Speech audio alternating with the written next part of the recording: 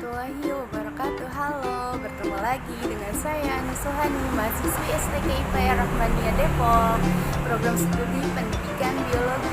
Nah, di video sebelumnya saya sudah membahas materi genetik, yaitu tentang kromosom. Di video kali ini saya akan membahas materi genetik yang kedua, yaitu DNA. Simak terus videonya ya. Pengertian DNA. DNA adalah asam nukleat yang menyimpan semua informasi tentang genetika. DNA atau deoksiribonukleat asid inilah yang menentukan jenis rambut, warna kulit, dan sifat-sifat khusus dari manusia. Fungsi DNA merupakan suatu senyawa kimia yang penting pada makhluk hidup. DNA merupakan materi genetik yang diwarisi organisme dari induknya. Nah, DNA kali ini pembahasannya DNA berupa double helix atau rantai ganda. DNA dapat bersifat heterokatalitik atau membentuk RNA melalui sintesis protein. Yang gambar tengahnya ya, dan autokatalitik atau melakukan replikasi DNA sehingga menghasilkan DNA baru.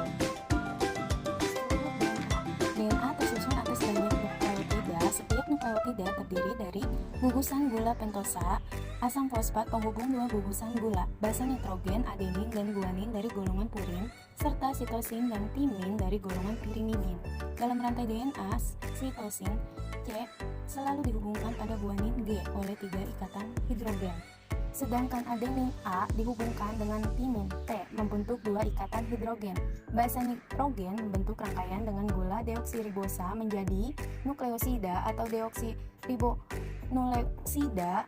Nukleosida bergabung dengan gugus fosfat membentuk nukleotida atau deoksiribonukleotida. Beberapa nukleotida membentuk molekul DNA.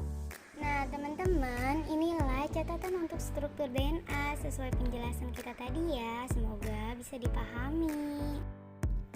Sebagai materi genetik yang bersifat autokatalitik, DNA dapat menggandakan diri sehingga diperoleh DNA baru yang sama persis dengan DNA asal.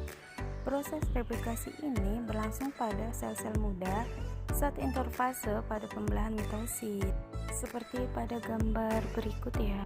Replikasi DNA dapat terjadi dengan adanya sintesis rantai nukleotida baru dari rantai nukleotida lama. Prosesnya dengan menggunakan komplementasi pasangan basa untuk menghasilkan suatu molekul DNA baru yang sama dengan molekul DNA lama.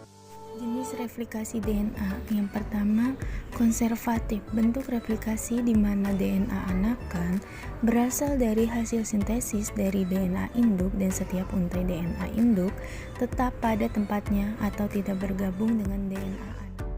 Yang kedua, semi konservatif. Bentuk replikasi DNA di mana DNA anakan terdiri atas satu untai DNA induk dan satu untai dari hasil proses sintesis baru.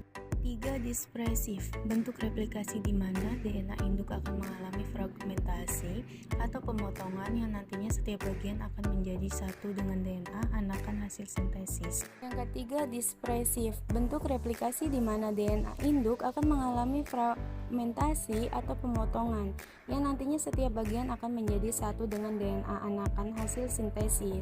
Proses replikasi DNA melibatkan beberapa enzim. Yang pertama, enzim ligase menyambung rantai tunggal DNA yang baru terbentuk.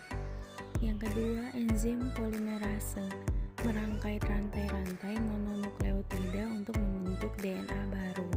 Yang ketiga, enzim helikase menghidrolisis rantai ganda polinukleotida menjadi rantai tunggal mononukleotida. Nah, sudah pembahasan terakhir ya teman-teman. Lanjut kesimpulannya.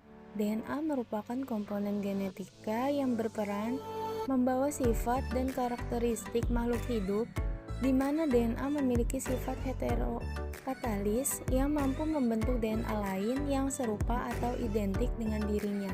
Proses pembentukan DNA baru disebut dengan replikasi yang terbagi atas 3 macam, yaitu semi konservatif, konservatif, dan dispresif.